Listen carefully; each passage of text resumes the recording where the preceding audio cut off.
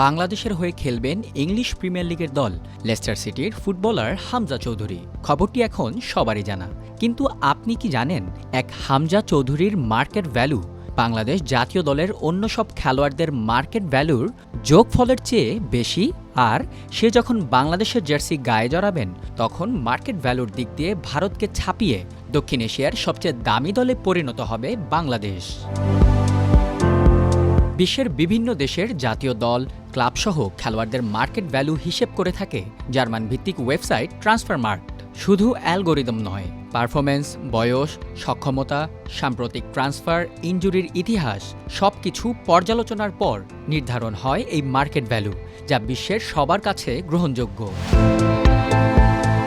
ট্রান্সফারমার্কট অনুযায়ী লেস্টার সিটির defensive midfielder Hamza চৌধুরীর বর্তমান মার্কেট ভ্যালু 4.5 মিলিয়ন ইউরো, আর বাংলাদেশ জাতীয় দলের পুরো স্কোয়াডের মার্কেট ভ্যালু 3.05 মিলিয়ন ইউরো। অর্থাৎ বাংলাদেশের চেয়ে 1.45 মিলিয়ন ইউরো বেশি মার্কেট ভ্যালু হামজার। তিনি লাল সবুজ জার্সি গায়ে জড়ালে বাংলাদেশের মার্কেট ভ্যালু দাঁড়াবে 7.55 মিলিয়ন ইউরোতে। তখন ভারতকে ছাপিয়ে দক্ষিণ এশিয়ার সবচেয়ে দামি দলে পরিণত হবে বাংলাদেশ।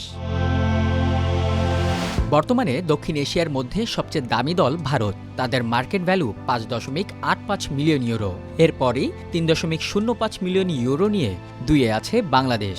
3-এ থাকা নেপালের মার্কেট ভ্যালু 2.03 মিলিয়ন ইউরো। 4-এ থাকা শ্রীলঙ্কার 1.8 মিলিয়ন। 5-এ থাকা মালদ্বীপের 1.48 মিলিয়ন। 6-এ থাকা পাকিস্তানের 1.43 মিলিয়ন। 7-এ থাকা ভুটানের মার্কেট ভ্যালু 1.03 মিলিয়ন ইউরো। বর্তমানে পুরো এশিয়াতে মার্কেট ভ্যালুর দিক দিয়ে 27 নম্বরে আছে বাংলাদেশ। হামজার অন্তর্ভুক্তিতে যা উঠে দাঁড়াবে 19 নম্বরে। এতে বাংলাদেশ পেছনে ফেলবে উত্তর কোরিয়ার মতো দেশকে।